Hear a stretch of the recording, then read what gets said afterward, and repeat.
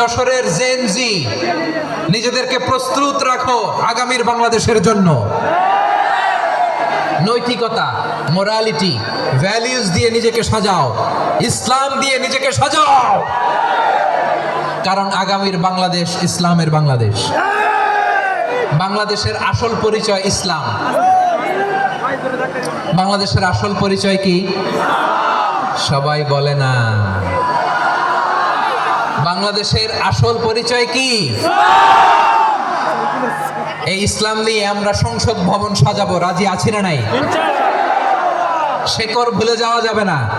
আমরা ধাপে ধাপে শারিয়া আইনের দিকে যাব ইনশাআল্লাহ, কিন্তু জঙ্গিবাদ দিয়ে নয়, কট্টর পন্থা দিয়ে নয়।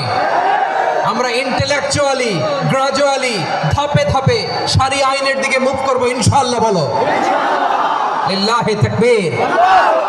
ভাইরা, আমি জানি যশোরের মানুষ খুবই well civilized, they know manners, তারা ম্যানার জানে। অতিথির সাথে কেমন আচরণ করতে হয় যশোরের লোকেরা এটা জানে কি জানে না বলেন? স্টেজ থেকে ইনস্ট্রাকশন আসলে সেটা শুনতে হবে, না শুনলে আমিও বলতে পারবো না, আপনারাও উপকৃত হবেন না। কোটি কোটি টাকা ব্যয়, অনেক পরিশ্রম সাপেক্ষে, অনেক ওয়েল ডিজাইন করে ওনারা প্রোগ্রাম করেছেন। শেষ অধিবেশন যদি আপনারা ধাক্কা ধাক্কি বিশৃঙ্খলা করেন, বঞ্চিত হব, আমরা বঞ্চিত হব, আপনারা বঞ্চিত হবেন। মিডিয়া কর্মীদের মাধ্যমে দেশে বিদেশে কোটি কোটি দর্শক তারা বঞ্চিত হবে।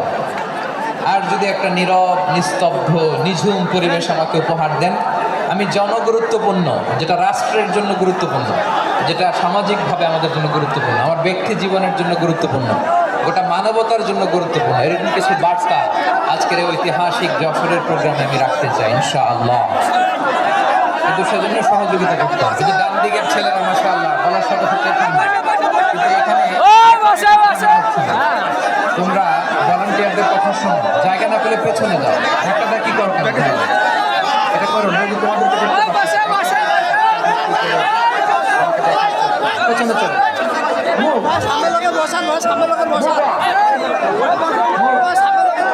সিট অর মুভ, আমি বারবার থামুন, চুপ করুন বলতে পারবো না। Sit or move on. 9টা প্যান্ডেল আছে, এখানে ধাক্কাধাক্কির কোনো মানে হয় না। তোমরা ধাক্কাধাক্কি করবা, এই জন্য প্যান্ডেল করা হয় নাই 9টা।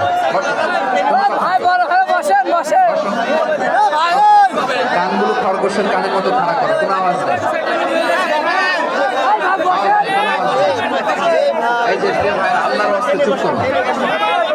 যশোরের ভাইরা, আল্লাহর ওয়াস্তে চুপ করুন। আমি 10 থেকে এরপরে যদি আওয়াজ হয় চলে যাবো, কোনো আওয়াজ নাই। আমি কিছু জিজ্ঞেস করলে উত্তর দেওয়ার সময় গলা ফাটায় আওয়াজ করতে হবে, ঠিক কিনা? 10 থেকে 0 গুনবো, হয় বসো, অন্য প্যান্ডেলে যাও, কোনো আওয়াজ নেই।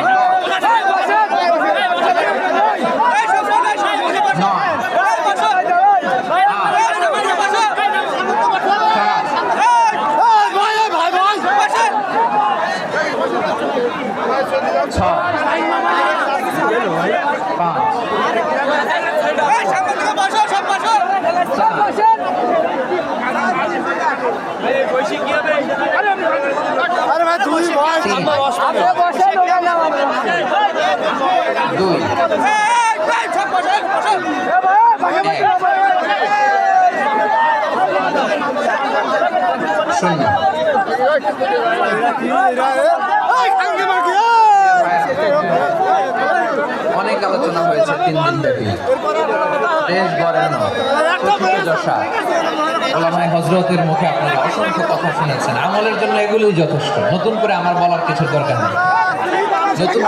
নতুন করে উপস্থাপনের মতো বলার মতো আমার কাছে কিছু নাই। যা বলা 1000 বছর আগে আল্লাহ তাআলা উম্মতকে বলে দিয়েছেন, ঠিক কিনা? আমার কিতাব দান করেছে, যে কিতাবের ভুল যতই পরিকল্পনা শেখা যায়, বাউন্ডলেস, বটমলেস,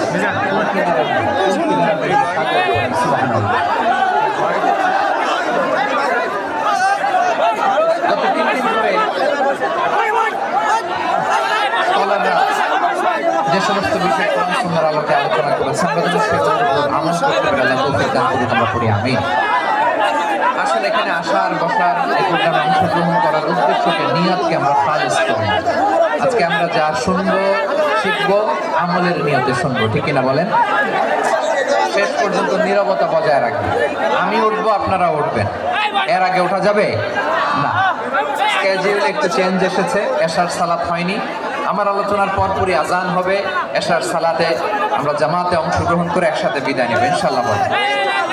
বিশৃঙ্খলা করলে আমার বোঝাতে পয়েন্টগুলো শেয়ার করতে দেরি হবে, আর এই যে এরকম নীরব নিস্তব্ধ থাকলে সুবিধা হবে।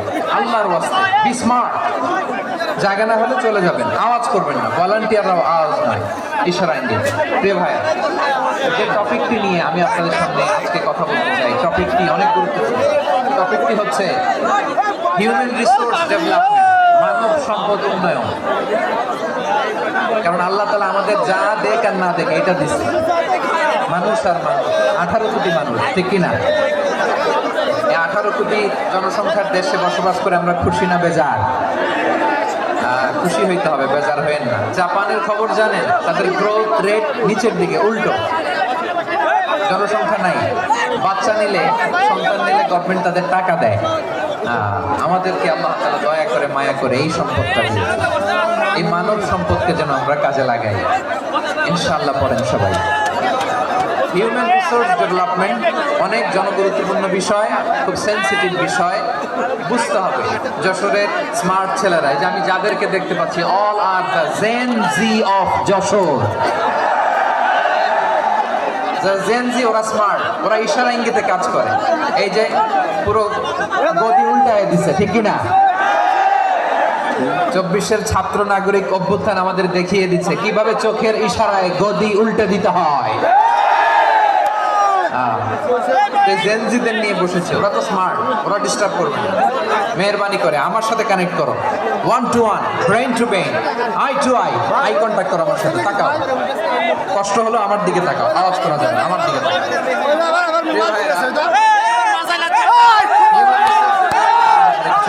এই যে আমাদের বিশাল জনসংখ্যা, এই জনসংখ্যাকে কি করে জনসম্পদে রূপান্তরিত করা যায় এর উপরে কথা বলবো। আমি সূরাতুল বনী ইসরাঈলের 70 নম্বর আয়াত তেলাওয়াত করেছি। এই আয়াতের আলোকে কিছু কথা আল্লাহ ওয়ালাকাদ কাররামনা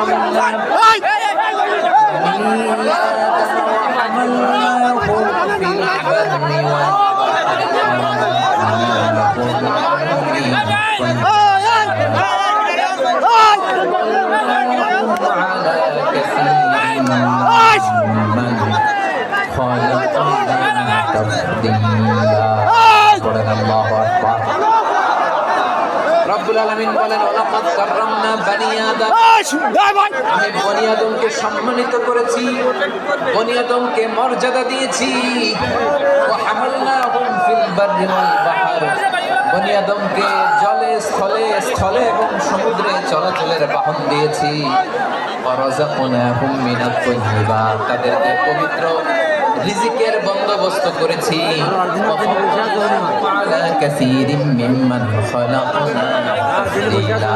আর আমি যাদেরকে সৃষ্টি করেছি তাদের মধ্য থেকে শ্রেষ্ঠ বানিয়েছি। আমরা শ্রেষ্ঠ, আমরা আশরাফুল মাখলুকাত। আমরা কি এই যে এমনি চিল্লাচিল্লি করে জিজ্ঞেস করলে বলেন আমরা আশরাফুল মাখলুকাত। আমরা কি শ্রেষ্ঠ, সবার চেয়ে সেরা। আমাদের মতো করে আল্লাহ কাউকে বানায় নাই। 2 পায়ে ভর করে শির দ্বারা এরকম স্ট্যান্ড রেখে মাথা উঁচু করে দাঁড়াতে পারে এরকম কোন প্রাণী পৃথিবীতে আছে? এজন্য আল্লাহ বলেন, ওয়ালাকাদ কাররামনা বনি আদম, আমি বনি আদমকে সম্মানিত করেছি, তাদেরকে আমি মর্যাদা দিয়েছি। তাদেরকে আমি যত মর্যাদা দিয়েছি আমার কোন সৃষ্টিকে এত মর্যাদা দেই নাই। পড়ুন সুবহানাল্লাহ। I have dignified the status of the sons of Adam. আদমের সব সন্তানের মর্যাদা আমি বাড়িয়েছি। আল্লাহ এখানে বলেননি ওয়ালাকাদ কাররামনাল মুমিনিন, আমি মুমিনের মর্যাদা বাড়িয়েছি, বলেছেন? আল্লাহ এখানে বলেন নাই ওয়ালাকাদ কাররামনাল মুসলিমিন, আমি মুসলিমের মর্যাদা বাড়িয়েছি। আল্লাহ বলেছেন ওয়ালাকাদ কাররামনা বনি আদম, আমি বনি আদমের সম্মান বাড়িয়েছি, হোক সে মুমিন কিংবা কাফের। মুসলিম কিংবা মুশরিক, আস্তিক কিংবা নাস্তিক, আরব কিংবা অনারব, যেই হোক না কেন আদম সন্তান সবগুলোর মর্যাদা বাড়ায় দিয়েছে কে? সবার মর্যাদা আল্লাহ বাড়িয়েছে। মানুষ হিসেবে মর্যাদা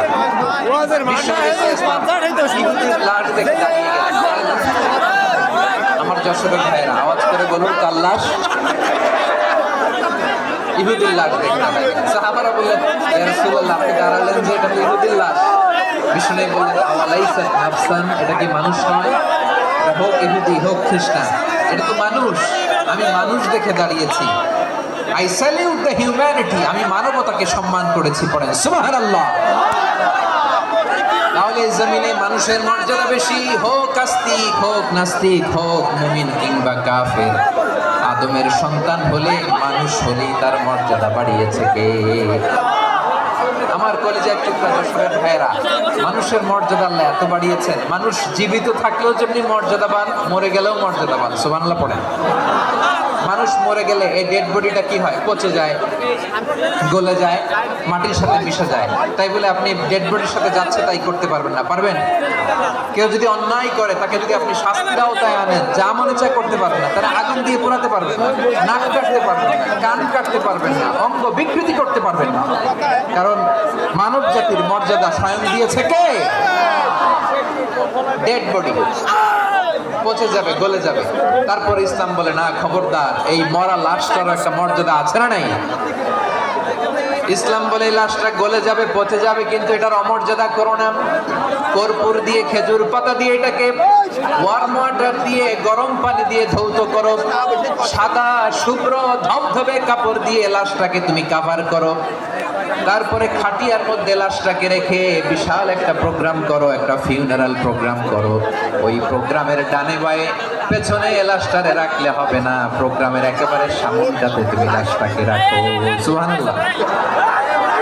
ফিউনারাল প্রোগ্রাম করতে হবে, তাকে শেষ বিদায় জানাতে হবে, যেটাকে আমরা জানাজা বলি। কি বলি? জানাজা মানে মাইয়িতের জন্য দোয়া, তার জন্য দোয়া করা হয়। তাকে একটা সিস্টেমেটিক অর্ডারে কবরে রাখা হয়, সুন্দরভাবে সেটাকে কবরস্থ করা হয়, মাটি দেয়া হয়, পানি দেয়া হয়। তার মানে মরে গেল মানুষের সম্মান বাড়ায় দিয়েছে কে? এজন্য আল্লাহ বললেন ওয়ালাকাদ কাররামনা বানি আদম, বনি আদমের সম্মান মর্যাদা আমি আল্লাহ বাড়িয়ে দিয়েছি। মানুষের সম্মানে তুমি কখনো আঘাত করো না, ঠিক কি না? তাহলে ভাই, প্রথম মেসেজ হচ্ছে the first and foremost message tonight to the people of Jasur. আল্লাহ বলেন I have dignified the status of son of Adam. আমি বনি আদম সবার মর্যাদা বাড়িয়ে দিয়েছি। হোক আস্তিক নাস্তিক, হোক কাফের, অবশ্যই তার মর্যাদা বাড়িয়ে দিয়েছি। যখন বন্যা হয় আমরা ত্রাণ নিয়ে যাই, আমরা শুধু মুসলমানদেরকে ত্রাণ দিই নাকি? হ্যাঁ, আমরা মুসলমানকেও দিই, মুসলমানকেও দিই, হিন্দুকেও দিই, বৌদ্ধকেও দেই। যেখানেই মানবতা বিপন্ন সেখানে ইসলামের হেল্পিং হ্যান্ড আছে না নেই? কি দিন আমরা পেয়েছি, কি বিধান আমরা পেয়েছি। আমি বনি আদমকে সম্মানিত করেছি। এরপর আল্লাহ বললেন ওয়া হামালনাহুম ফিল বাররি ওয়াল বাহর, মানুষকে স্থলে এবং সমুদ্রে চলাচলের বাহন আমি দিয়েছি। স্থলে কিভাবে চলবে, জলে কিভাবে চলবে, এই বাহনের ব্যবস্থা করেছে কে? এই জেনজি, এই সামড়া, ইরাম করতেছ কিসের জন্য? হ্যাঁ, ইরাম করে চলবি? হ্যাঁ, আওয়াজ করতেছো কেন? দিবা না, কথা বলতে দিবা না আমাকে? এইটা বুঝি তোমাদের ভালোবাসার নমুনা? তোমাদের ভালোবাসার কারণে যদি আমি কোথাও দাঁড়াতেই না পারি, কোথাও বসতে না পারি, কোথাও দুটা কথা বলতে না পারি, ভালোবাসা দিয়ে কি হবে আমার? বরং ঘামতে ঘামতে ঘর্মাক্ত হব, রক্তাক্ত হব। কিন্তু সেন্ট্রাল থেকে, সেন্ট্রালি যে ইনস্ট্রাকশন আসবে সেই ইনস্ট্রাকশনের এক চুল আমরা ডানে বায়ে যাব না। এইটা গণজাগরণের জন্য এইটা দরকার, ইসলামী বিপ্লবের জন্য এইটা দরকার। আধা ঘন্টা ধরে যদি তোমাদেরকে থামানোই না যায়, এই লস্কর দিয়ে আমি কি করব? আল্লাহর রাস্তে নো নো নো স্লোগান, চুপচাপ একেবারে আমার দিকে তাকাও। আল্লাহ বললেন ওয়া হামালনাহুম ফিল বাররি ওয়াল বাহর, জলে স্থলে আমি চলাচলের যানবাহনের ব্যবস্থা করেছি। আমরা স্থলে ঘোড়ার উপরে চড়ি, উটের উপরে চড়ি, গাড়ির উপরে চড়ি। এই যে গাড়ির ইঞ্জিন বানাইছি আমরা, এটা মেধা দিয়েছে কে? আবার সাগরের মধ্যে আমরা নৌযান, জলযান, বড় বড় জাহাজ দিয়ে এক মহাদেশ থেকে আরেক মহাদেশ যাই, এক দেশ থেকে মালামাল গুলো আরেক দেশে পাঠাই। সাগরের ভেতরে নৌকা গুলোরে ধরে রাখলো কে? والفلك التي تجري في البحر بما ينفع الناس। মানুষের উপকার আছে এরকম সরঞ্জামাদি নিয়ে সাগরের উপরে বিশাল বিশাল জলযানগুলো চলে, এগুলো ডুবে যায় না, কাপ হয়ে যায় না, পড়ে যায় না। এগুলোকে স্থিতিস্থাপকতাকে ঠিক করে রাখলো কে? আপনারা জাহাজ দেখেছেন? জাহাজ, হ্যাঁ, বাড়ি চট্টগ্রাম বলে দেখতে পাচ্ছেন, দেখছেন? বিশাল বিশাল জাহাজ, বিশাল জাহাজ মালামাল নিয়ে এক মহাদেশ থেকে আরেক মহাদেশে যায়। গত মাসে আমার জাপান সফর ছিল। এই যে বাংলাদেশে যে গাড়িগুলো চালান, বেশিরভাগ গাড়ি আসে কিন্তু জাপান থেকে। হাজার হাজার গাড়ি একটা জাহাজ বহন করতে পারে, হাজার হাজার গাড়ি। এটা তো সাগরের মধ্যে ভাসাইলো কে? সবাই বলুন, ভাসালো কে? হাজার হাজার গাড়ি নিয়ে জাপানিজ গাড়িগুলো আমাদের চট্টগ্রামের এয়ারপোর্টের বন্দরে ঘিরে। যুক্তরাষ্ট্রে আমি দেখেছি বিশাল বিশাল জাহাজ। আপনারা টাইটানিক জাহাজের নাম শুনেছেন? টাইটানিকেরও 8 গুণ 10 গুণ বড়। সুবহানাল্লাহ করবেন না? টাইটানিক জাহাজের 8 গুণ 10 গুণ বড় একটা জাহাজ আছে, আইকন অফ দ্য সি। আমি দেখে এসেছি। রয়্যাল ক্যারিবিয়ান দেখে এসেছি। সাগরের সামনে জেটিতে যখন দাঁড়ালাম, জাহাজটা যখন যায়, আমার মনে হচ্ছে একটা শহর, গোটা শহর, the entire city is floating on the water. পুরো একটা শহর মনে হয় পানির উপর দিয়ে ভেসে যাচ্ছে। পড়েন সুবহানাল্লাহ। এই যে আইকন অফ দ্য সি, এই ক্রুজ, এই জাহাজটা, এটার ভিতরে স্টেডিয়াম আছে। কিসের ভিতরে স্টেডিয়াম? কথা বুঝে নাই বোধহয়। স্টেডিয়াম কিসের ভিতর? সুইমিং পুল আছে, শপিং মল আছে, রেস্টুরেন্ট আছে, ক্লাব আছে, 3000 4000 রুম বিশিষ্ট, কক্ষ বিশিষ্ট হোটেল আছে। এই সবগুলো নিয়ে এগুলো চলে সাগরের এই দোলার মধ্যে, জলোচ্ছ্বাসের মধ্যে। এই সাগরের ভেতরে এই জাহাজগুলোর ভাসায় রাখছে কে? সূরা আর রহমান আল্লাহ তাআলা বললেন, ওয়ালাহুল জাওয়ারিল মুনশাআতু ফিল বাহরি কাল আ'লাম ফাবিআইয়ি আলা, সবাই পড়েন, ফাবিআইয়ি আলাই রাব্বিকুমা তুকাযিবান। পাহাড় সম বড় বড় জাহাজগুলো মাল বোঝাই করে সাগরের মধ্যে ভেসে বেড়ায়। এগুলো দিয়ে মালামাল বহন করা যায়, মানুষ এক দেশ থেকে আরেক দেশে যায়। এই জাহাজগুলোর সাগরের ভেতরে ভাসায় রাখলো কে? এই আয়াতের ভেতরে আল্লাহ তাআলা সূরাত বনী ইসরাঈলের এই চমৎকার আয়াতের ভেতরে আল্লাহ তাআলা বেসিক্যালি মানব জাতির প্রতি তার 4টি স্পেশাল অনুগ্রহের কথা বলেছেন। কয়টি? 2টা বলে ফেলছি। 1 নাম্বার হলো ইখতারামনা বনী আদম, আমি বনী আদমের সম্মান বাড়াইছি। এটা কি মুসলমানদের নাকি মুসল্লিদের? কার সম্মান বাড়িয়েছি? বনী আদম। তাহলে human dignity, the first part of the verse talks about the human dignity. 2 number অংশ আল্লাহ তাআলা বলেন, ওয়া হামালনাহুম ফিল বাররি ওয়াল বাহর, স্থলে এবং সমুদ্রে আমি তাদের জন্য চলাচলের বাহন দিয়েছি। সুবহানাল্লাহ। তার মানে smooth movement on land and sea, জলে এবং স্থলে যাতে আমরা স্মুথলি মুভ করতে পারি আল্লাহ তাআলা দিয়েছেন। 3 নাম্বার আল্লাহ তাআলা বললেন, ওয়া রাযাকনাহুম মিনাত তাইয়্যিবাত, মানুষের জন্য আমি পবিত্র রিজিকের ব্যবস্থা করেছি। জলে এবং স্থলে যত প্রাণী আছে সবগুলা প্রাণীকে রিজিক দেয় কে? আমাদেরকে রিজিক দেয় কে? সাগরের মাছগুলোকে, বড় বড় তিমি মাছগুলোরে রিজিক দেয় কে? বাতাসের মধ্যে ভেসে বেড়ানো বড় বড় পাখিগুলো, স্ক্যান্ডিনেভিয়ান কান্ট্রি থেকে লক্ষ লক্ষ কোটি কোটি পাখিগুলো যে এক দেশ থেকে আরেক দেশে ট্রান্সফার হয়, এগুলোর রিজিক দেয় কে? রব্বুল আলামিন বলেন, ওয়ামা মিন দাব্বাতিন ফিল আরদি ইল্লা আলাল্লাহি রিজকুহা ওয়া ইয়ালামু মুস্তাকাররাহা ওয়া মুস্তাওদাআহা কুল্লুম ফি কিতাবিম মুবিন। আল্লাহু আকবার। রব্বুল আলামিন বলেন, ভূপৃষ্ঠে বিচরণশীল যত প্রাণী আছে সব প্রাণীগুলোকে আমি আল্লাহ আমার নিজের কুদরতে রিজিকের বন্দোবস্ত করি। এই প্রাণীগুলো কোথায় থাকে, কোথায় যায়, সব জায়গায় আমি রিজিক পৌঁছে দেই। রিজিক কেউ দিতে পারে না, রিজিকের মালিককে। রিজিকের মালিক তিনি আল্লাহ। এজন্য আল্লাহ তাআলা বললেন, ওয়ারাযাকনাহুম মিনাত তাইয়্যিবাত। এরপরে আল্লাহ বললেন, ওয়াফাদ্দালনাহুম আলা কাসীরিম মিম্মান খালাকনা তাফদীলা। আমি যত প্রাণী সৃষ্টি করেছি সকল প্রাণীর মধ্যে মানুষের মর্যাদা শ্রেষ্ঠত্ব আমি দিয়েছি। সুবহানাল্লাহ পড়ে। তাহলে এক নম্বরে আল্লাহ বললেন আমি বনি আদমের মর্যাদা বাড়ালাম। এরপরে বললেন স্থলে এবং সমুদ্রে চলাচলের জন্য যানবাহন দিলাম। 3 নম্বরে আল্লাহ বললেন পবিত্র রিজিকের ব্যবস্থা করে দিলাম। এরপরে আল্লাহ বললেন যত প্রাণী আছে, সৃষ্টি আছে, সবগুলার উপরে আমি মানুষকে শ্রেষ্ঠত্ব দিলাম। সুবহানাল্লাহ। তাহলে সবচেয়ে বেশি শ্রেষ্ঠত্ব মানুষের। কার? মানুষের। শুধু তাই নয় প্রিয় ভাইরা, আকাশ এবং জমিনে যা কিছু আছে সবকিছু মানুষের জন্য, মানুষের কল্যাণে, মানুষের প্রয়োজনে, মানুষের বশীভূত করে সৃষ্টি করেছেন কে?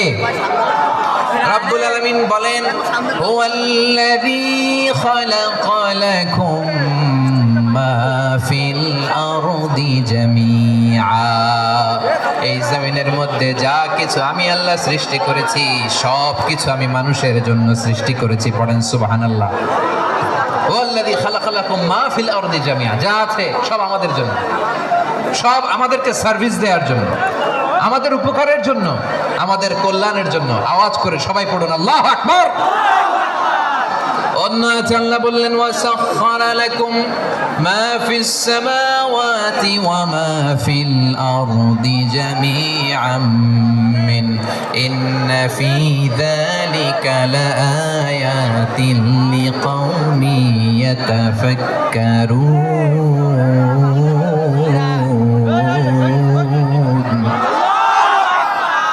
প্রথমে আল্লাহ বললেন জমিনে যা আছে সব তোমাদের কল্যাণে আমি সৃষ্টি করলাম। এরপরে আল্লাহ বললেন আকাশেও যা আছে সব তোমাদের জন্য সৃষ্টি করলাম, তোমাদের অনুগত বানিয়ে দিলাম। পড়েন সুবহানাল্লাহ। মানুষের কি ব্রেন দেখেন, মানুষ জমিন ছেড়ে আকাশে চলে যায়। পাখি দেখে মানুষের শখ হলো পাখি যেহেতু উঠতে পারে আমরাও পারবো। অরবিল রাইড, হুইলবার রাইড, 2 ভাই মিলে আঁকাঝোঁকা করতে করতে করতে করতে প্লেন বানায় ফেললো। কোন সুবহানাল্লাহ। এখন পাখিও ওরে, আমরাও ওরি। এরপরেই মানুষের কৌতূহল থামে না এখানে। মানুষ চলে গিয়েছে চাঁদে। কোথায় গেছে? এখন কিন্তু চাঁদে জমি বিক্রি হয় জানেন। পৃথিবী নিয়ে মারামারি শেষ। রাশিয়া আমেরিকা এখন ধরছে চাঁদ আর মঙ্গল গ্রহ। এখন চাঁদে জমি বিক্রি হয়, মঙ্গলে জমি বিক্রি হয়। এই চাঁদ, মঙ্গল, বৃহস্পতি, শনি সব আল্লাহ তাআলা আমাদের জন্য বানিয়েছেন। সুবহানাল্লাহ পড়েন। মানুষ সাগরের উপরে চড়ে, শূন্যে ভেসে বেড়ায়, পাহাড় কেটে সুড়ঙ্গ বানায়, টানেল বানায়। মানুষ ব্রডব্যান্ডের লাইন নিয়ে যায় সাগরের ভেতর দিয়ে, এক দেশ থেকে আরেক দেশে, এক মহাদেশ থেকে আরেক মহাদেশে। সুবহানাল্লাহ পড়েন। তারমানে গোটা বিশ্বের সব কিছুর উপরে control, superiority over all creatures, সব কিছুর উপর কন্ট্রোল, মনিটরিং, নিয়ন্ত্রণ, এটা প্রতিষ্ঠা করে দিয়েছে কে? এজন্যই মানুষের শ্রেষ্ঠত্ব। ওয়ালাকাদ কাররামনা বনি আদম। আমি বনি আদমের সম্মান বাড়িয়েছি, মর্যাদা আমি বাড়িয়ে দিয়েছি এই কারণে, কারণ মানুষ সব কিছুর উপর নিয়ন্ত্রণ নিতে পারে। মানুষকে নিয়ে এই কোরআনের সব আলোচনা, মানুষকে নিয়ে এই কোরআনের সব। তাই কোরআনের কেন্দ্রীয় আলোচ্য বিষয় হচ্ছে মানুষ। কোরআনের কেন্দ্রীয় আলোচ্য বিষয় কি? যশোরের ভাইয়েরা বুঝে থাকলে সবাই বলবেন কোরআনের কেন্দ্রীয় আলোচ্য বিষয় কি? এই যে আমি মূল আলোচনায় যাচ্ছি এখন। কেন মানুষ কোরআনের কেন্দ্রীয় আলোচ্য বিষয়? এই যে ভাইরা, এই যে হাত জোর করে, এই যে Jessore Gen Z, the smart people of Jessore, হাত জোর করে বলতেছে, হাত জোর করে তোদের কাছে আল্লাহর দোহাই লাগে, স্টপ স্টপ। শুরুতে একবার বলেছে জায়গা না হলে আস্তে আস্তে ধাক্কা দিবা, সামনে না পিছনে দিয়ে দিয়ে বেরোয় চলে যাও। এলইডিতে দেখো, এই যে আল্লাহর ওয়াস্তে জায়গা না হলে ওদিকে যাও। কোরআনের মাহফিলে বিশৃঙ্খলা, এটা কাফিরদের আলামত। কাফিররা শীষ দিত, শীষ। বিশ্বনবী কোরআনের তাফসির করলে কাফেররা শীষ দিত আর ক্ল্যাপিং করত, হুইসেল অ্যান্ড ক্ল্যাপিং। তো আমরা কি এখানে বিশৃঙ্খলা করতে আসছি? তো বারবার থামানো লাগে কেন? কোনো আওয়াজ হবে না, বললাম তো স্টপ। আওয়াজ করে বলুন, কোরআনের কেন্দ্রীয় আলোচ্য বিষয় কি? সবাই বলেননি। এতগুলো মানুষ উত্তর দিলে এতটুকু আওয়াজ হয়, অন্তত আমি বিশ্বাস করি না। যশোর, আওয়াজ করে বলো, কোরআনের কেন্দ্রীয় আলোচ্য বিষয় কি? মানুষ। এই মানুষ কোরআনের কেন্দ্রীয় আলোচ্য বিষয়। মানুষকে আল্লাহ স্বাধীনতা দিয়েছেন। ফামান শাআ ফালইউমিন ওয়া মান শাআ ফালইয়াকফুর। চাইলে মুমিন হতে পারো, চাইলে কাফের হতে পারো, তোমার ইচ্ছা। তবে জেনে রাখো, মুমিন হলে পাবা জান্নাত, কাফির হলে পাবা জাহান্নাম। নাও দ্য ডিসিশন ইজ ইয়ার্স। সিদ্ধান্ত তোমার, জান্নাতে যাবা না জাহান্নামে যাবা। যশোরের ভাইয়েরা আওয়াজ করে বলুন, কই যেতে চান, জান্নাতে না জাহান্নামে? ডান দিকে না বাম দিকে? ডানপন্থী না বামপন্থী? চিল্লা চিল্লি না চুপচাপ? চুপচাপ কয়ে আবার চিল্লাচিল্লি শুরু করে দিচ্ছে। মাশাআল্লাহ। তাহলে কোরআনের কেন্দ্রীয় আলোচ্য বিষয় মানুষ। আমার সাথে থাকতে হবে, তোমাদেরকে নিয়ে আমি আলোচনা শেষ পর্যন্ত যাব। অনেক গুরুত্বপূর্ণ কথা বাকি আছে, আমাকে সহযোগিতা করতে হবে। মাশাআল্লাহ, এই তো ঠান্ডা হয়েছে। হ্যাঁ, ঠিক আছে ঠিক আছে ঠিক আছে। মানুষকে আল্লাহ এত স্বাধীনতা দিয়েছেন, মানুষ চাইলে অনেক ভালো হইতে পারে। ভালোর রাস্তাও খোলা, খারাপ হওয়ার রাস্তাও খোলা। ভালো হইলে মানুষ অনেক ভালো, খারাপ হইলে অনেক খারাপ। ভালো হইলে সবচেয়ে ভালো, খারাপ হইলে সবচেয়ে খারাপ। এজন্য সিদ্ধান্ত আপনাকেই নিতে হবে। আল্লাহ তাআলা বলছেন, লাকাদ খালাকনাল ইনসানা ফি আহসানি তাকওয়িম সুম্মা রাদাদনাহু আসফালা সাফিলিন। আমি মানুষকে অনেক সুন্দর অবয়বে, সুন্দর আকৃতিতে সৃষ্টি করেছি। তার শুধু চেহারার ডিজাইনটাই সুন্দর নয়, তার ব্রেনটা বড্ড সুন্দর, তার মানসিকতা বড্ড সুন্দর, তার সৃজনশীলতা বড্ড সুন্দর। পড়েন সুবহানাল্লাহ। আমাদের চেহারা, অবয়ব, ডিজাইন যে সুন্দর তা না, আমাদের ব্রেনটা অনেক সফিস্টিকেটেড ব্রেন, অনেক সফিস্টিকেটেড। এই 1.5 কেজি ব্রেন ইউজ করে মানুষ গোটা বিশ্বে সভ্যতা বিনির্মাণ করেছে, ঠিক কিনা? এই ব্রেন আল্লাহ তাআলা আমাকে দিয়েছে। এটারে কাজে লাগালে, আপনার 6 সেন্স কাজে লাগালে আপনি অনন্য মানুষ হয়ে উঠবেন, মহামানবে রূপান্তরিত হবেন। মানুষ হতে পারে, চাইলেই মহামানব হতে পারে। আবার যদি মানুষ চায় খারাপও হতে পারে। আল্লাহ বললেন শুধু ভালোই না, ভালো হতে চাইলে অনেক ভালো তুমি হতে পারো, আবার খারাপ হতে চাইলে অনেক খারাপ তুমি হতে পারো। সুম্মা রাদাদনাহু আসফালা সাফিলিন।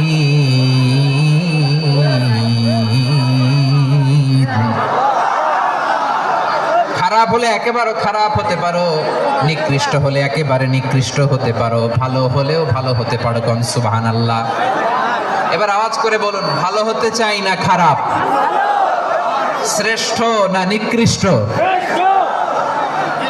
মানুষ ভালো হলে মানুষ ফেরেশতার চেয়েও ভালো, মানুষ খারাপ হলে সে পশুর চেয়েও খারাপ। কথা ঠিক কিনা বলেন? ভালো হলে ফেরেশতার চেয়েও ভালো, খারাপ হলে পশুর চেয়েও নিকৃষ্ট।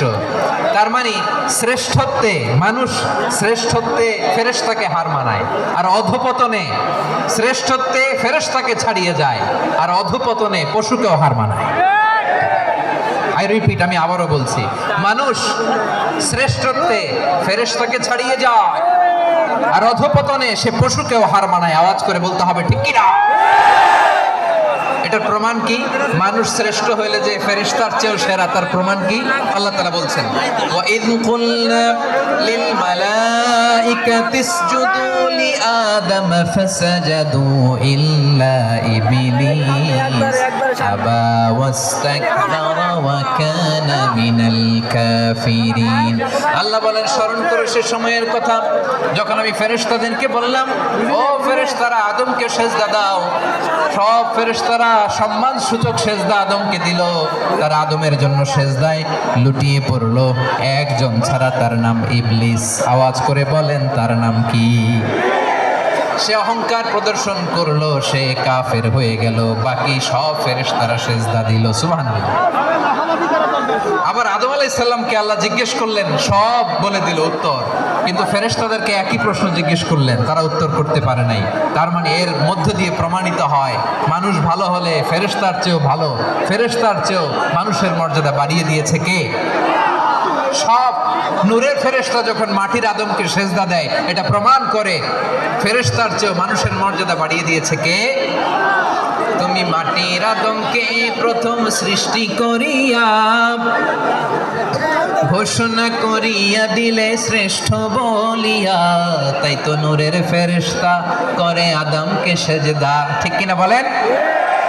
তাই তো নূরের ফেরেশতা করে আদমকে সেজদা। সবার চেয়ে সম্মান দিলে মাটির আদমকে। আল্লাহু আল্লাহু তুমি জাল্লে জালালুহু, শেষ করা তো যায় না গে তোমার গুণগান। পড়েন না? পড়েন। আল্লাহু আল্লাহু তুমি জাল্লে জালালুহু, শেষ করা তো যায় না গে তোমার গুণগান। আল্লাহু আল্লাহু আল্লাহু আকবার। আদমের মর্যাদা বেশি, মানুষের মর্যাদা বেশি, মানুষ শ্রেষ্ঠ তার প্রমাণ নূরের ফেরেশতা মাটির আদমকে সেজদা করে। আওয়াজ করে বলেন ঠিক কি না? তাহলে মানুষ ভালো হলে ফেরেশতার চেয়ে ভালো। আবার মানুষ যদি খারাপ হয়, সে পশুর চেয়েও খারাপ। অধপতনে পশুত্বকে হার মানায়। তার প্রমাণ? তার প্রমাণ কি? তার প্রমাণ হচ্ছে, যশোরের ভাইরা দেখবেন পত্রিকায় নিউজ পেপারে মাঝে মাঝে এরকম দেখা যায়, এক মানুষ আরেক মানুষকে হত্যা করে 20 টুকরা করে বস্তার ভিতরে পড়েছে। আপনারা এই নিউজ পড়েন নাই না? দেখেন নাই? দেখছেন? মানুষ মানুষকে হত্যা করে কয় টুকরা? জোরে বলেন। এখানেই ক্ষান্ত হয় না, আবার কোথায় পড়ছে? বস্তার ভিতরে। আচ্ছা, বুঝে থাকলে আওয়াজ করে বলেন, কোনদিন শুনছেন একটা হাতি আর একটা হাতিকে হত্যা করে 20 টুকরা করছে, এরপরে বস্তার ভিতরে পড়ছে? হয়েছে? তাহলে দেখেন, মানুষ যদি খারাপ হয়, সে পশুকেও হার মানায়। চিল্লায় বলো ঠিক কিনা? এমনও দুশ্চরিত্র মানুষ আছে যার নজর থেকে 6 মাসের ছোট্ট মেয়ে থেকে শুরু করে 80 বছরের বৃদ্ধারাও নিরাপদ নয়। পশুকেও হার মানে। মানুষের ঘর জ্বালিয়ে পুড়ে মেসাকার করে দেয়, জনপদের পর জনপদ জ্বালায় দেয়। এরকম আছে না নাই? বোমা মেরে শহরগুলো উড়িয়ে দেয়। এই যে ইসরায়েল গাজার মধ্যে যে অ্যাটাক করেছে, এরা মসজিদ মানে নাই, মসজিদে বম ফেলেছে। এরা খ্রিস্টানদের চার্চ গির্জা মানে নাই, গির্জায় বম ফেলেছে। পৃথিবীর ইতিহাসে never happened in the history of the world that someone bombed on a hospital, on a ICU center. এমন হাসপাতাল যেখানে আইসিইউর রোগীরা আছে, ওই হাসপাতালের উপরও ইসরায়েলি সৈনিকেরা বোমা মেরেছে। জোরে বলেন ঠিক কিনা?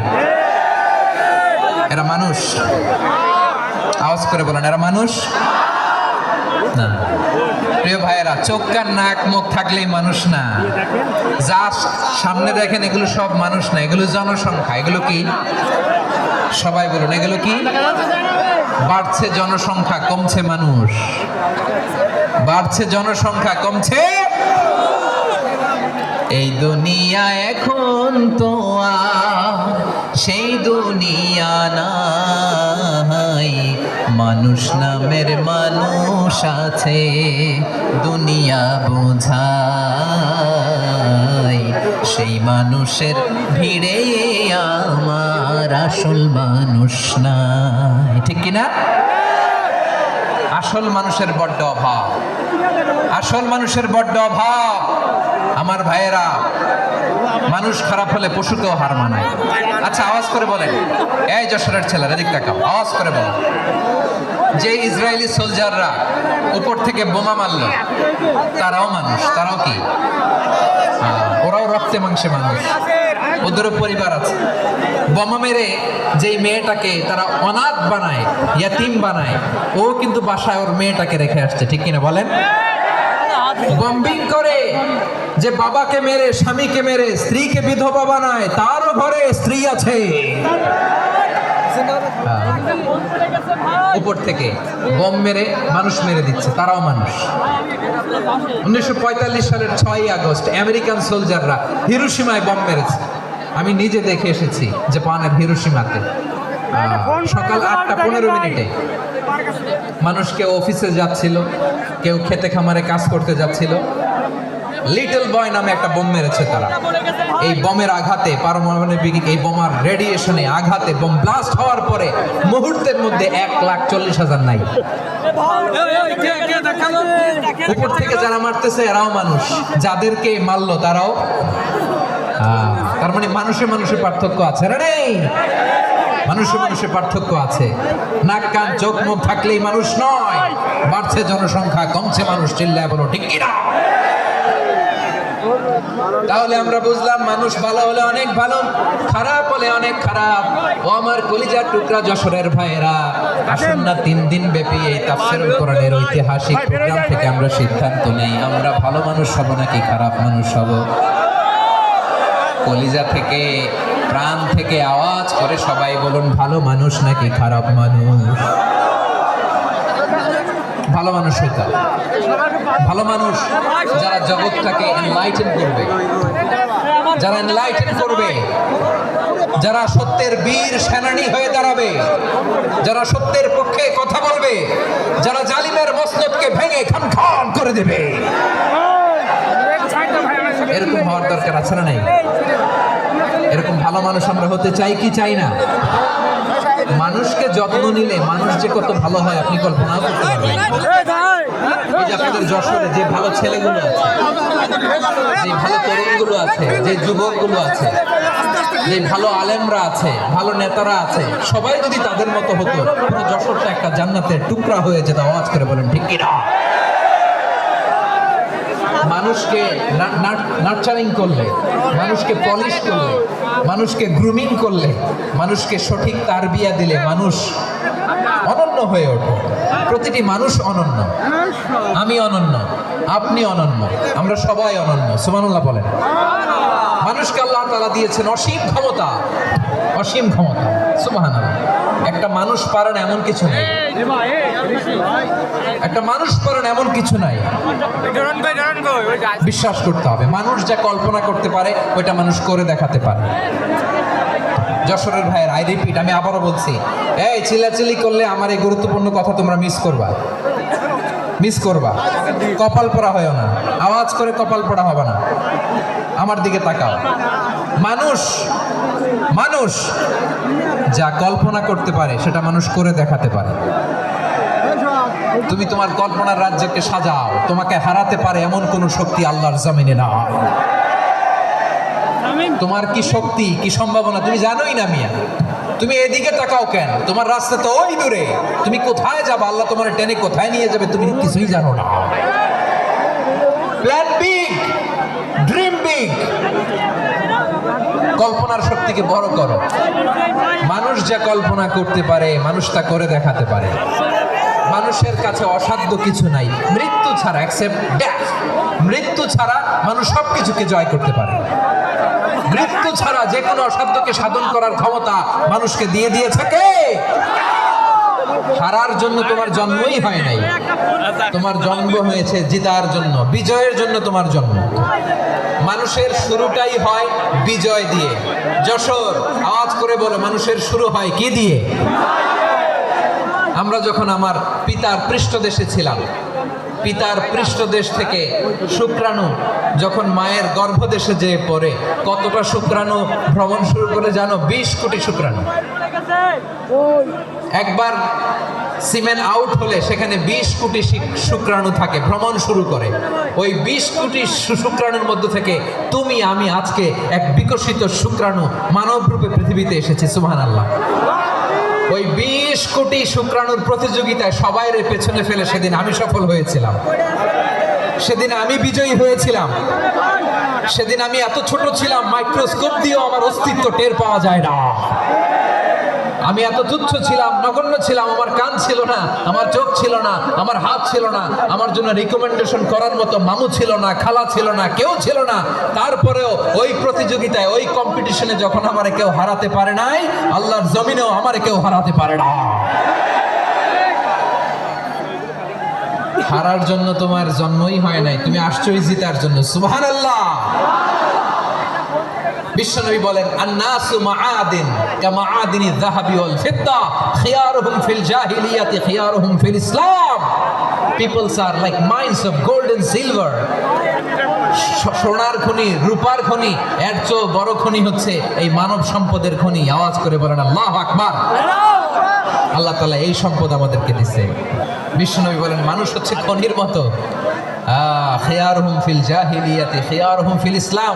জাহিলি যুগে যারা সেরা, ইসলামেও তারা সেরা। ইদা ফাকুহু, যদি তারা বুঝবান হয় তাহলে তাদেরকে সেরা বানিয়ে দিবে কে? তাহলে মানুষের চেয়ে সেরা কেউ হতে পারে? মানুষের চেয়ে অনন্য কেউ হতে পারে? মানুষকে কেউ হারাতে পারে?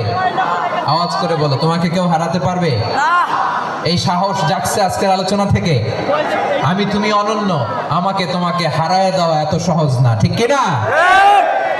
একটা কথা জীবনের সাথে সেট করে নিতে হবে, আমি জিতি নয় শিখি, আমি কখনো হারি না।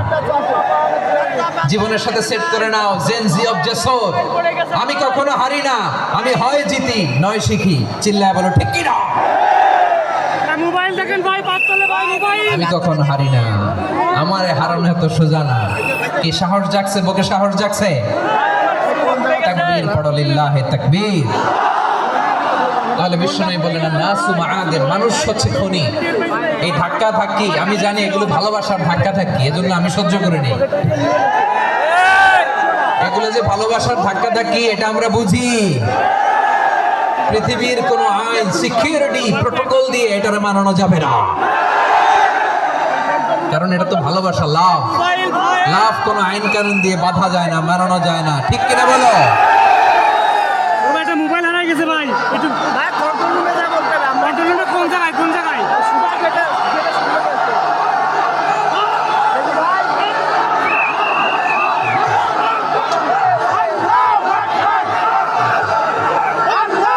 ঠিক আছে, বসুন বসুন বসুন। আল নাসু মাআদিন, মানুষ হচ্ছে খনি। এই খনির যত্ন নিতে হবে। আমার মা বাবা যারা এসেছেন, আপনার ছেলে মেয়ের যত্ন নেন। আপনার ছেলের মধ্যে যে কি পটেনশিয়াল আপনি জানেন না। আপনার এই ছোট্ট অবুঝ ছেলেটাই আগামী দিনের শায়েখ আহমদুল্লাহ হবে। আপনার হেফজখানায় পড়া ওই ছোট্ট ছেলেটাই আগামী দিনের আল্লামা মামুনুল হক হবে। আপনার ওই ছেলেটা আমির হামজা হবে, আব্দুল হাই সাইফুল্লাহ হবে। এভাবে বড় বড় আলেম হবে, তারা যুগশ্রেষ্ঠ আলেম হবে। সেই একদিন এই বাংলাদেশের পার্লামেন্টে যে বক্তব্য দিয়ে যশোরের পক্ষে কথা বলবে। আপনি জানেন না, কাউকে ছোট করবেন না, আপনি ওর কনফিডেন্স আপনি কমাবেন না, আপনি কমাতে পারেন না। প্যান্ডেলে আমার যে মা বোনেরা আছেন, ছেলে মেয়েদেরকে কখনো ছোট করে কথা বলবেন না। ও যে কোথায় যাবে আপনি জানেন না, আপনি মা হয়ে তাকে সাহস দিবেন, তার কল্পনার জগৎটাকে সাজাতে তাকে উৎসাহিত করবেন, ঠিক কিনা বলেন? আর আমার প্যান্ডেলের আমার প্রিয় শ্রদ্ধাশীলা মায়েরা বোনেরা, আপনারা তো আরো দামি সম্পদ। বিশ্বনবী বলেন, আর দুনিয়া কুল্লুহা মাতা। আল্লাহ আল্লাহ আল্লাহ, বিশ্বনবীর কথার ওজন দেখেন। আর দুনিয়া কুল্লুহা মাতা ওয়া খায়রু মাতা'আদ দুনিয়াল মারআতুস সালিহা। বিশ্বনবী বলেন, দুনিয়া যা দেখো সব আল্লাহর দেওয়া অ্যাসেট, মানে সম্পদ। আর এত অ্যাসেটের ভিড়ে সবচেয়ে শ্রেষ্ঠ সম্পদ হচ্ছে নেককার নারী। সুবহানাল্লাহ। ভাইয়েরা বোনের সাথে খারাপ আচরণ করো না, সন্তান মায়ের সাথে খারাপ আচরণ করো না। আমাদের মায়েরা আমাদের asset, they are our priceless asset. কারণ এই মায়েদের পেটে এসেছে আল্লাহর ওলিরা, এই মায়েদের পেটে এসেছে খান জাহান আলী, এই মায়ের পেটে এসেছে শাহজালাল ইয়ামানি, এই মায়ের পেটে এসেছে আল্লাহর সব নবীরা। নাকি নবীরা আকাশ থেকে ধপ করে জমিনে নেমে আসছে? মায়ের পেটে আসছে। এই মায়ের পেটগুলো খনি। আমার সম্মানিতা মায়েরা বোনেরা, নিজেকে ইসলাম দিয়ে সাজান, নিজেকে ইসলাম দিয়ে সাজান, নিজেকে পবিত্র রাখুন, নিজের আব্রু ইমান ইজ্জতের হেফাজত করুন, কোরআন পড়ুন, সুন্নাহ পড়ুন। আপনি জানেন না আপনার গর্ভে কে আসছে, কোন ক্ষণজন্মা পুরুষকে আল্লাহ তাআলা আপনার গর্ভে পাঠাবে আপনি জানেন না। মায়েরা নিজেদেরকে পবিত্র রাখুন, ইসলাম চর্চা করুন, কোরআন চর্চা করুন, নৈতিকতা দিয়ে নিজেকে সাজান। যশোরের জেনজি, নিজেদেরকে প্রস্তুত রাখো আগামীর বাংলাদেশের জন্য। নৈতিকতা, মোরালিটি, ভ্যালিউজ দিয়ে নিজেকে সাজাও, ইসলাম দিয়ে নিজেকে সাজাও। কারণ আগামীর বাংলাদেশ ইসলামের বাংলাদেশ। বাংলাদেশের আসল পরিচয় ইসলাম। বাংলাদেশের আসল পরিচয় কি? সবাই বলে না। বাংলাদেশের আসল পরিচয় কি? এই ইসলাম নিয়ে আমরা সংসদ ভবন সাজাবো, রাজি আছি না নাই? শেকড় ভুলে যাওয়া যাবে না। আমরা ধাপে ধাপে শারিয়া আইনের দিকে যাব ইনশাআল্লাহ, কিন্তু জঙ্গিবাদ দিয়ে নয়, কট্টরপন্থা দিয়ে নয়। আমরা ইন্টেলেকচুয়ালি, গ্রাজুয়ালি, ধাপে ধাপে শারিয়া আইনের দিকে মুভ করব ইনশাআল্লাহ। বলো লিল্লাহি তাকবীর। এদেশের আসল পরিচয় সবাই বলে না, আওয়াজ করে, এদেশের আসল পরিচয়।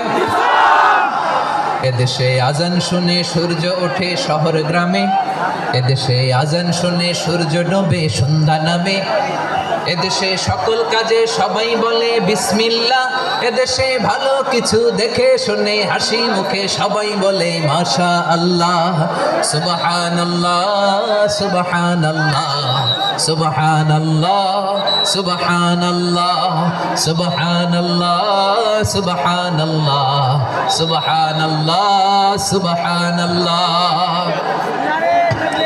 ও নবীন তরুণ, তোমার কিসের এত ভয়? জেনে রেখো বাংলাদেশের আসল পরিচয়। বাংলাদেশের আসল পরিচয় ইসলাম। আওয়াজ তুলে বলো, আসল পরিচয় কি? এদেশে পরস্পরে দেখা হলে দেয় সালাম, এদেশে আমজনতার হৃদয় জুড়ে পাকালাম, ঠিক কি না? এদেশে বিপদ এলে সর্বজনে সর্বক্ষণে দোয়া পড়ে ইন্না লিল্লাহ সুবহানাল্লাহ সুবহানাল্লাহ সুবহানাল্লাহ সুবহানাল্লাহ। এদেশে আজান শুনে সূর্য ওঠে শহর গ্রামে, এদেশে আজান শুনে সূর্য ডোবে সন্ধ্যা নামে, এদেশে সকল কাজে সবাই বলে বিসমিল্লাহ, এদেশে ভালো কিছু দেখে শুনে হাসি মুখে সবাই বলে মাশা আল্লাহ সুবহানাল্লাহ। আওয়াজ করে সুবহানাল্লাহ সুবহানাল্লাহ সুবহানাল্লাহ সুবহানাল্লাহ। সবাই একসাথে সুবহানাল্লাহ সুবহানাল্লাহ সুবহানাল্লাহ সুবহানাল্লাহ। এদেশের আসল পরিচয় কি? আওয়াজ করে বলতে ভয় লাগে। এদেশের আসল পরিচয় কি? ইসলাম দিয়ে আমাদের সংসদ ভবন চলুক, আমরা চাই কি চাই না? বঙ্গভবনে লা ইলাহা ইল্লাল্লাহর পতাকা উড়ুক, আমরা চাই কি চাই না? প্রতিটি জেলা অফিসে, ডিসি অফিসে লা ইলাহার পতাকা ঝুলুক, আমরা চাই কি চাই না?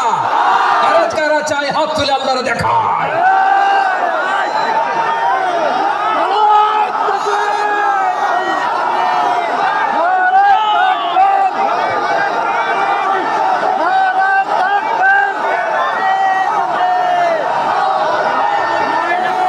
মাশাআল্লাহ মাশাআল্লাহ মাশাআল্লাহ মাশাআল্লাহ।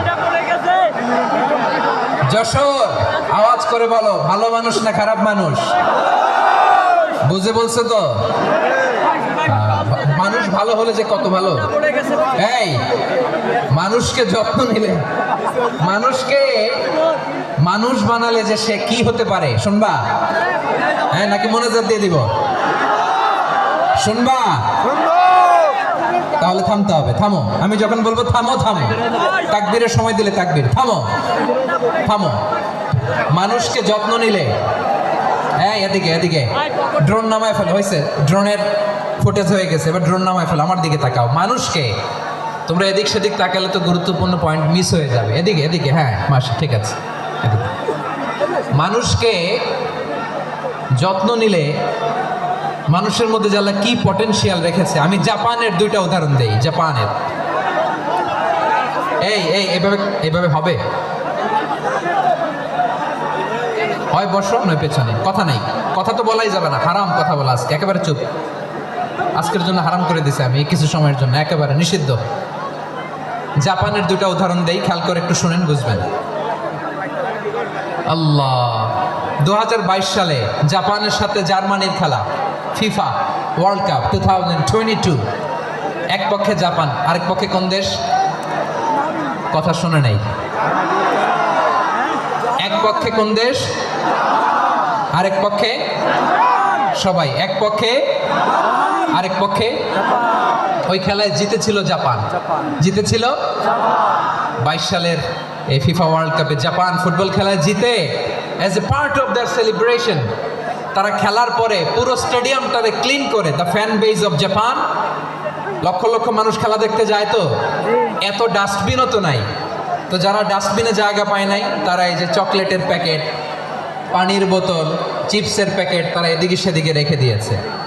জাপানের ভক্তরা, জাপানের ফলোয়াররা, as a part of their celebration তারা খেলার পরে পুরো স্টেডিয়ামের সব ময়লা আবর্জনা ক্লিন করে তারপরে বিদায় নিয়েছে। তাদেরকে কি ক্লিন করার দায়িত্ব দেওয়া হয়েছিল? এই যশোর, জাপানের যে ছেলেরা খেলা দেখতে গেছিল ওদেরকে কি ক্লিন করার দায়িত্ব দিছিল? তারা কি স্টেডিয়ামের পরিচ্ছন্নতা কর্মী? তাদের আকল, তাদের সিক্স সেন্স তাদেরকে বলেছে। ছোটবেলা থেকে জাপান গভর্নমেন্ট ওদেরকে এত পরিচ্ছন্নতা শেখায়, ক্লিনলিনেস অ্যাওয়ারনেস ক্যাম্পেইন করায়। ক্লাসে আমি দেখেছি, ক্লাসে নিজের বেঞ্চ নিজে মুছে, ক্লাসের মাঝখানে একটা সময় দেয়, নিজের টেবিল নিজে মুছে, নিজের ক্লাসরুমটা নিজে পরিষ্কার করে, রাস্তাঘাটে একটা ধুলা নাই, ময়লা নাই, একটা টিস্যু নাই। খেলার পরে গোটা বিশ্বকে তাক লাগিয়ে দিয়েছে। জাপানের ফ্যানরা সবার রেখে যাওয়া গার্বেজ, টিস্যু, বোতল পরিষ্কার করে তারপরে স্টেডিয়াম থেকে বিদায় নিয়েছে। আমরা কেন এমন হইতে পারলাম না? আমরা কেন এমন হইতে পারলাম না? জাপানের যারা এগুলো করছে ওদের 3টা করে চোখ না, চোখ তো 3টা, জাপানা লাগো, জাপানা লাগো, হাত তো 4টা, কান তো 6টা। হ্যাঁ, নাকি আমার মতো 2 হাত 2 কানালা মানুষ? চোখে দেখলে ওটা মানুষ না। চিন্তা করছেন? তার মানে জাপানিজদেরকে যে গ্রুমিং করে শিখানোর মাধ্যমে পরিচ্ছন্ন বানানো গেছে, ওরা যেমনি মানুষ আমরাও মানুষ। আমাদের সন্তানদেরকে শেখালে তারাও পারবে, পারবে কিনা? 2 নম্বর উদাহরণ বলি। চট্টগ্রাম ফেনীতে যারা গিয়েছেন, মেঘনা গোমতী ব্রিজ প্রকল্প নাম শুনছেন? মেঘনা একটা ব্রিজ পার হওয়া লাগে। এই মেঘনা গোমতী, এখানে 3টা ব্রিজ কাঁচপুর সহ, এই 3টা ব্রিজের নির্মাণ কাজ, রেনোভেশনের কাজ দেওয়া হয়েছিল জাপানের একটা কোম্পানিকে। কাকে? জাপানের কোম্পানি। নির্মাণ শেষে 738 কোটি টাকা বেঁচে গেছিল, এটা গভর্নমেন্টের হাতে দিয়ে তারা বিদায় নিয়েছে। কত টাকা? 738 কোটি টাকা। যত প্রাক্কলিত ব্যয় নির্ধারণ করা হয়েছে সব টাকা সরকার, তৎকালীন সরকার, 2019-এর সরকার কারা ছিল তো জানেন? এই 2019-এর সরকার তাদেরকে দিয়েছে। তারা রিনোভেশন নির্মাণ শেষে 738 কোটি টাকা অতিরিক্ত বেঁচে গেছিল, এটা আবার গভর্নমেন্টের হাতে বুঝাই দিয়ে তারা বিদায় নিচ্ছে। আমরা কেন এমন হইতে পারলাম না? জাপানের ওরাও মানুষ, আমরাও মানুষ, তার মানে মানুষে মানুষে পার্থক্য আছে না নাই? আচ্ছা, জাপানের 2টা উদাহরণ দিলাম, এবার আমার দেশের 2টা উদাহরণ দিব না? বাংলাদেশের 2টা উদাহরণ দিই। 1 নম্বর উদাহরণ, গত সপ্তাহে আপনারা জানেন কক্সবাজার আমার একটা প্রোগ্রাম ছিল, তো হেলিকপ্টারে গিয়েছিলাম। ফেনী জেলা যখন পার হচ্ছি আমি দেখলাম 3টা উইন্ড মিল, উইন্ডমিল ছিলেন তো, বিশাল পিলার, 3-4টা পাখা থাকে, বায়ু বিদ্যুৎ কেন্দ্র, বাংলাদেশের প্রথম বায়ু বিদ্যুৎ কেন্দ্র এটা, মুহুরী প্রজেক্ট বলে এটা সম্ভবত, মুহুরী প্রজেক্ট। তো সাগরের বাতাসের ঝাপটায় এটা ঘুরে এনার্জি হয়, ইলেকট্রিসিটি উৎপাদন হয়। তো আমি পাইলটকে বললাম, ভাই এগুলো থেকে কেমন ইলেকট্রিসিটি উৎপাদন হয়? কয় হুজুর একটুও হয় না, কিছুই হয় না। কিছুই হয় না মানে? বলে হুজুর বাংলাদেশে যত উইন্ডমিল আছে এটার পাখা একটাও ঘুরে না। আল্লাহ, বলেন কি? তাহলে যে কোটি কোটি টাকা ব্যয় করে যে উইন্ডমিল, কয় হুজুর ভিতরে ফিটফাট, উপরে ফিটফাট, ভিতরে সদরঘাট। তার মানে কোটি কোটি টাকা দিয়ে এই উইন্ডমিল বানায়, এখানে কিছু নাই। দুর্নীতির আড্ডাখানা, আখড়াখানা বাংলাদেশ, ঠিক কিনা বলেন? আয় রে, জাপানিজরাও মানুষ, আমরাও মানুষ। আমার এক নিকটাত্মীয় সরকারি চাকরিজীবী, উনি আমাকে বললেন, বাংলাদেশের আরেকটা উদাহরণ দেখি। উনি আমাকে বললেন যে প্রতি বছর আমাদের অফিসের ফার্নিচার চেঞ্জ করে। আমি বললাম, প্রতি বছর ফার্নিচার চেঞ্জ করে কেন? বলে যে ফার্নিচার নতুন পারচেজ করলেই তো ওইখানে টাকা, নতুন কিনতে পারলেই টাকা, নতুন উন্নয়নের সবক শোনাতে পারলেই টাকা। প্রথম আলোর রিপোর্ট, কি আলো? প্রথম আলোর রিপোর্ট, গত 15 বছরে উন্নয়নের নামে লুটপাট হয়েছে প্রায় 3.25 লাখ কোটি টাকা। কার রিপোর্ট? আমাদের বানানো কথা। প্রথম আলোর রিপোর্ট। গত 15 বছরে কারা ছিল জানেন তো? হ্যাঁ, শুধু ওনাদেরকেই দোষ দিয়ে লাভ নাই। স্বাধীনতার পর থেকে শুধু শাসকের হাত বদল হয়েছে, আমরা কিছু পাই নাই, ঠিক কিনা বলেন? শুধু ওনাদের দোষ দিয়ে কি লাভ? একদল খাইছে, আরেক দল খাওয়ার জন্য রেডি হয়ে আছে। আমরা এরকম চাই না। আমরা চাই স্বাধীন সার্বভৌম বাংলাদেশ, আমরা চাই দুর্নীতিমুক্ত বাংলাদেশ। আমি নিউজটা যে কতবার পড়লাম, এটা কি সম্ভব? 3.25 লাখ কোটি টাকা লুটপাট, মানে লুটপাট করতে করতে এদেশের জনগণকে ফুটপাতে বসায় দিচ্ছে। প্রিয় ভাইরা, জাপানের মানুষও মানুষ, আমরাও মানুষ। সিদ্ধান্ত আপনার, কোন মানুষ হবেন, ভালো মানুষ না খারাপ মানুষ? আজকের আলোচনার বিষয় হচ্ছে মানব সম্পদের উন্নয়ন, human resource development. It's a process to increase the capacity of knowledge, skill, capacity of the people of a country. একটা দেশের মানুষের জ্ঞান, তাদের দক্ষতা কি করে বাড়ানো যায়, বাড়িয়ে দেশের উন্নয়ন করানো যায়, এটাই হচ্ছে মানব সম্পদ উন্নয়নের মূল কথা। তাহলে মানব সম্পদ হচ্ছে একটা দেশের সবচাইতে শক্তিশালী পুঁজি। প্রাকৃতিক সম্পদ, খনিজ সম্পদের চেয়েও দামি হচ্ছে মানব সম্পদ। আমার প্রিয় যশোর, প্রাকৃতিক সম্পদ, খনিজ সম্পদের চেয়ে দামি সম্পদ কি সম্পদ? আল্লাহ তাআলা দয়া করে আমাদেরকে এই মানব সম্পদ দিয়েছেন। আসুন আমাদের এই মানুষগুলোকে আমরা সোনার মানুষ বানাই। রাজি আছেন তো সবাই? রাজি আছেন? মানুষ পারে না এমন কোনো কিছু নাই, চাইলে সব পারে। এজন্য মানুষকে তারবিয়া দিতে হবে, যথাযথভাবে তাদেরকে গড়তে হবে। আসুন আমরা সিরাতের আয়নায় বিশ্বনবীর জীবনী থেকে দেখি তিনি কিভাবে হিউম্যান রিসোর্সকে ম্যানেজ করতেন। যদি আপনাদের সময় হয়, দু একটা উদাহরণ দিয়ে আজকে আমি আমার আলোচনার বিদায় নিব। হবে সময় হবে কয়েক মিনিট? হ্যাঁ, শান্ত থাকবেন তো? শান্ত থাকবা? হ্যাঁ, ঠিক আছে। এই ধাক্কার মধ্যে ঢুকছে, এবার মজা বুঝতেছে তো? হ্যাঁ, মানা করছিলাম না? ঠিক আছে, টের পাও। হ্যাঁ, ঠিক আছে। যে আওয়াজ করবে আমি ওকে দেখতেছি, কে কে আওয়াজ করে দেখতেছি। শেষ কথা, শেষের দিকে চলে আসছি। বিষ্ণু ইসলাম কিভাবে হিউম্যান রিসোর্সকে ম্যানেজ করতেন, মজার কথা আছে কয়েকটা, বলে বিদায় নেব। বিশ্বনবী কিভাবে এই মানব সম্পদকে ম্যানেজ করতেন? বিশ্বনবী he was a very good talent hunter, চৌকস ট্যালেন্ট হান্টার ছিল। কার মধ্যে কি ট্যালেন্ট আছে দেখলেই বুঝে ফেলতেন। সুবহানাল্লাহ পড়বেন না? কি নবী আমরা পেয়েছি! He was a very good talent hunter. আমার নবী তিনি চৌকস ট্যালেন্ট হান্টার ছিলেন। কার মধ্যে কি প্রতিভা বের করতেন, ওই প্রতিভাকে ইসলামের কল্যাণে কাজে লাগাতেন। সুবহানাল্লাহ বলেন। যাকে যেই জায়গায় সেট করলে ভালো হবে তাকে ওই জায়গায় সেট করতেন। কয়েকজন সাহাবীর জীবনী শোনাই। আবু মাহজুরা রাদিয়াল্লাহু তাআলা আনহু, মক্কার মুয়াজ্জিন, আগে ছিল মুশরিক পরে হয়েছেন মুমিন। উনি কিভাবে মুমিন হইলেন এই ঘটনাটা একটু আপনাদের শোনাতে চাই। তো আপনাদের তো সময় নাই হাতে, সময় আছে? এই জেনজি শেষ করে দিল আজকের প্রোগ্রামটা। 1 ঘন্টা ধাক্কা ধাক্কি করে কেমনে দাঁড়ায় আছে আমি বুঝলাম না।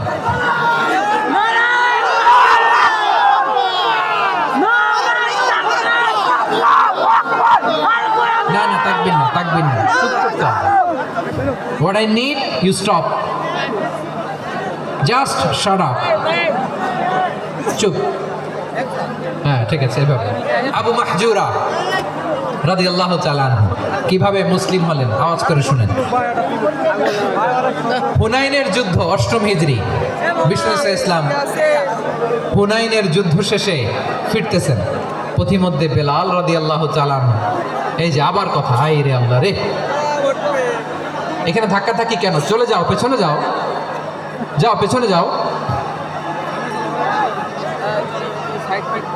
কি আজীব তামাশা! যেখানে যায় এখানে ধাক্কা ধাক্কি, মারামারি, গায়ের উপরে, কাঁধের উপরে, শাউটিং।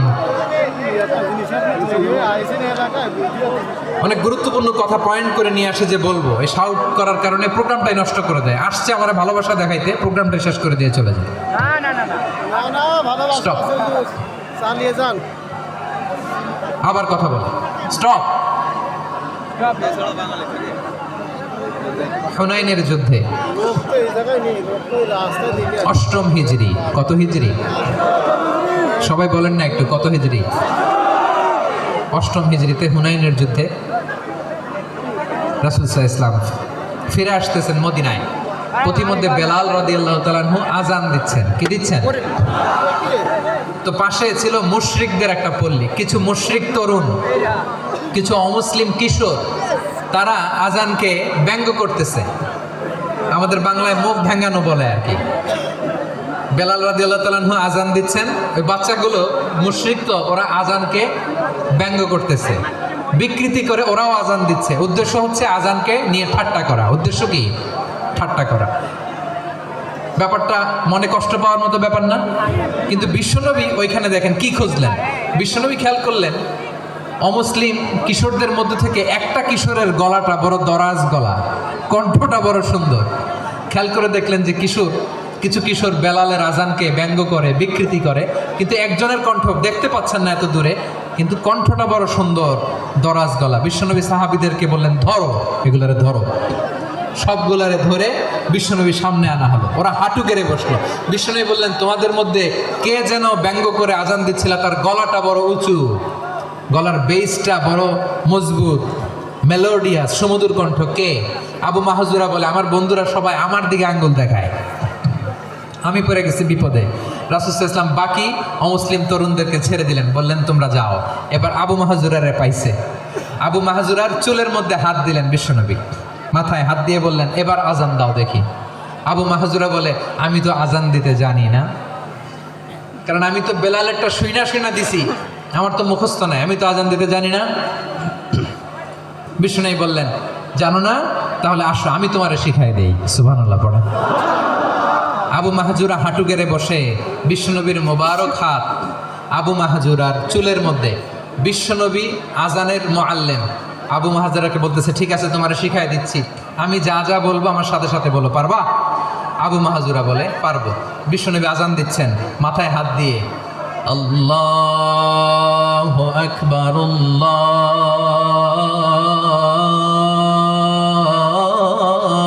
আল্লাহু আকবার। আবু মাহজুরা এই বাক্যটা পড়লেন। বিশ্বনবী দ্বিতীয় বাক্য পড়তে আরম্ভ করলেন, আল্লাহু আকবার, আল্লাহু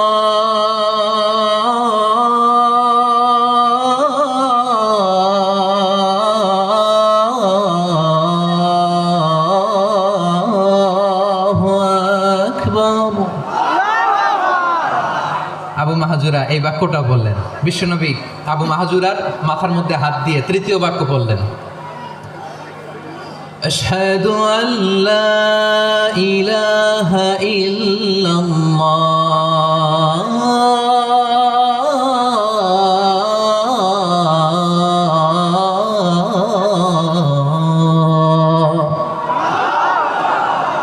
মাহাজুরা তৃতীয় বাক্য পড়লেন। বিশ্বনবী একটা বাক্য পরে আবু মাহাজুরা পরে, বিশ্বনবী পরে আবু মাহাজুরা পরে। আবু মাহাজুরা কিন্তু অমুসলিম, মুশরিক। আবু মাহাজুরা বলে, এক একটা বাক্য পড়ি আমার কলিজাটা গলে ঠান্ডা হয়ে যায়। এতদিন মোহাম্মদকে গালি দিতাম, এখন মোহাম্মদ আমার মাথায় যখন হাত রাখছে আমার সারা শরীর ঠান্ডা হয়ে গেছে। বিশ্বনবী আজান শিখাচ্ছেন, একটা একটা বাক্য পড়ে আবু মাহাজুরাও পড়ে, বিশ্বনবী পড়ে আবু মাহাজুরাও পড়ে। পুরো বাক্যগুলো যখন শেষ, আজান শেষ, আবু মাহাজুরাও যখন পুরো আজান করলেন, আবু মাহাজুরা বললেন, এতদিন মোহাম্মদের চেহারা দেখলে আমার ঘৃণা লাগতো, আজ থেকে মোহাম্মদের চেহারার চেয়ে প্রিয় চেহারা আমার কাছে নাই। আবু মাহাজুরা বললেন, ও মুহাম্মদ, আজানের বাক্য তো আপনি আমারে শেখালেন, এখানেই শেষ করবেন না, আপনি আমারে পড়ায় দেন লা ইলাহা ইল্লাল্লাহু মুহাম্মাদুর রাসূলুল্লাহ সাল্লাল্লাহু আলাইহি ওয়াসাল্লাম। বিশ্বনবীর সাথে দাঁড়িয়ে উনি শাহাদা পড়ে মুসলমান হয়ে গেলেন। এবার আবু মাহাজুরা বলে, ইয়া রাসূলুল্লাহ, ইয়া হাবিবাল্লাহ, আমি মুমিন হয়েছি, মুসলমান হয়েছি, আপনার কাছ থেকে আজান শিখার সৌভাগ্য আমি লাভ করেছি নবী। আমার কণ্ঠের বড় তারিফ করেছেন, আপনি আমার আজানকে আপনি পছন্দ করেছেন। একটা জিনিস আপনার কাছে চাই, আপনি আমাকে মক্কার মসজিদুল হারামের মুয়াজ্জিন হিসেবে অ্যাপয়েন্ট করে দেন। বিষ্ণু ইসলাম বললেন, যাও আবু মাহজুরা, আমি তোমাকে পৃথিবীর শ্রেষ্ঠতম মসজিদ মক্কার মসজিদুল হারামের মুয়াজ্জিন হিসেবে অ্যাপয়েন্ট করে দিলাম। দেখছেন কিভাবে ট্যালেন্ট হান্টিং করতে হয়, কিভাবে হিউম্যান রিসোর্স মানব সম্পদকে ব্যবহার করতে হয়। আসছিল আজানকে ভেঙাইতে, আসছিল কেন? আজানকে ব্যঙ্গ করার জন্য, বিকৃত করার জন্য। আজানকে বিকৃত করতে যে ইসলামের সবচেয়ে শ্রেষ্ঠ মসজিদের মুয়াজ্জিন হয়ে গেল। পড়েন সুবহানাল্লাহ। হযরত আবু মাহজুরা রাদিয়াল্লাহু তাআলা আনহু ওনার এই সুললিত কণ্ঠ ব্যবহার করে মসজিদুল হারামে এত সুন্দর করে আল্লাহু আকবার বলে আজান দিতেন, মানুষগুলোর, মুসল্লিগুলোর, মক্কাবাসীর হৃদয়কে তিনি বিগলিত করে দিতেন, মানুষের হৃদয়কে ঠান্ডা হয়ে যেত। শুধু এখানেই শেষ না আমার যশোরের ভাইয়েরা। বিশ্বনবী যখন সাইয়েদনা আবু মাহজুরা রাদিয়াল্লাহু তাআলা আনহুকে আজান শেখাচ্ছিলেন, বলেন তো বিশ্বনবীর হাতটা কোথায় ছিল? আবু মাহজুরার মাথার সামনে, এই চুলের উপরে ছিল। আবু মাহজুরা ওই স্মৃতিটাকে ধারণ করবার জন্য, ওই স্মৃতিকে বহন করার জন্য বিশ্বনবীর মোবারক হাত আবু মাহজুরার কপালের চুলের যেই জায়গায় লেগেছে, মৃত্যুর আগের দিন পর্যন্ত আবু মাহজুরা মাথার ওই চুলে কোনোদিন ছুরি আর কামার লাগায় নাই, সেখানে কেচি লাগায় নাই, চুলের মধ্যে খুর লাগায় নাই। আবু মাহজুরা ডান দিকের চুল কাটতো, বাম দিকের চুল কাটতো, পেছনের চুল কাটতো, সামনের চুল কাটতো না।